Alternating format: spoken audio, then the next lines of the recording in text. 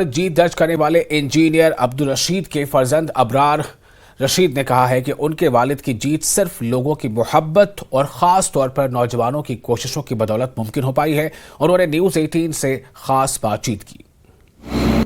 नाजरीन, न्यूज़ 18 में आप सबका खैर मकदम है और आज करेंगे उस शख्स से बात जिन्होंने कुछ नया करके दिखाया।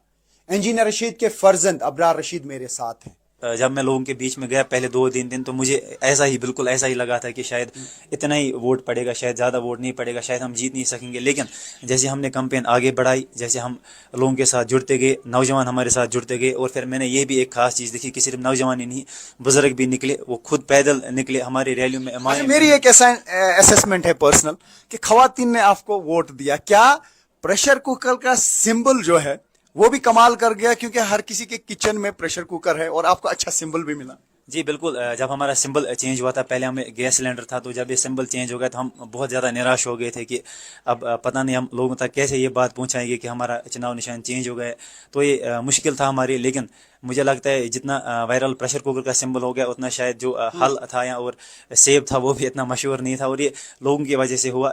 और आपने सही फरमाया, खवातीन को शायद इन चीज़ों से ज़्यादा मोहब्बत है, तो शायद किचन में प्रेशर कुकर था ही, और जब वो पोलिंग बूथ पे पहुंचे तो उन्होंने प्रेशर कुकर ये बिल्कुल वो एक नेचुरल एफिनिटी थी उनको उसके साथ। तो जब वो वहाँ गए तो शायद वो खुद को रोक नहीं पाए और हमने इंजीनियर रशीद साहब के हक में वोट डाला, और उन्होंने आज सच्चाई का साथ दिया है, हक के लिए वोट दिया। तो मैं उनका भी शुक्रिया अदा करता हूँ, हर किसी का शुक्रिया अदा करता हूँ कि उन्होंने हमें सपोर्ट। एक और अहम चीज, जिस तरीके से मैं शायद कल भी ये कह रहा था कि बिना किसी तैयारी के, बिना किसी खर्चे के, क्योंकि यहाँ पे जब पार्लियामेंट का इलेक्शन कोई आसान काम नहीं होता है, 18 असेंबली सेगमेंट्स इसमें आते हैं और मैक्सिमम सेगमेंट्स में आपकी लीड भी है, ठीक ठाक लीड है। और जहाँ पे उमर अब्दुल्ला की अपनी कॉन्स्टिट्यूंसी थी, जहाँ पे वो मेंबर असेंबली थे, वो भी आप जीत गए हैं, यानी वहाँ पे भी आपकी लीड है।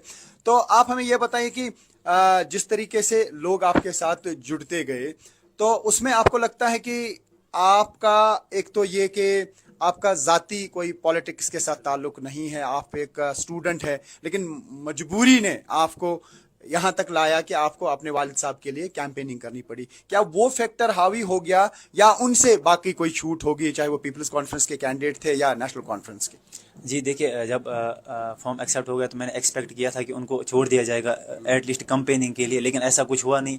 तो फिर मुझे भी जो है एक मजबूरी के तहत निकलना पड़ा, बहस थी एक फर्जंद, क्योंकि अपना हक अदा करना था और मेरे एग्जाम्स भी थे, एग्ज़ाम की तैयारी करनी थी। लेकिन मुझे तब ये लगा कि जो मेरे वालिद साहब की लड़ाई है वो शायद उस लड़ाई से बड़ी लड़ाई है, और मुझे आज अपने वालिद साहब के लिए निकलना चाहिए, चाहे फिर जितना भी हो सके मुझे करना चाहिए। और जब मैं फिर निकला, मैंने लोगों तक बात पहुँचाई, उमर साहब ने अपनी बात पहुँचाई, सज्जाद साहब ने अपनी बात पहुँचाई।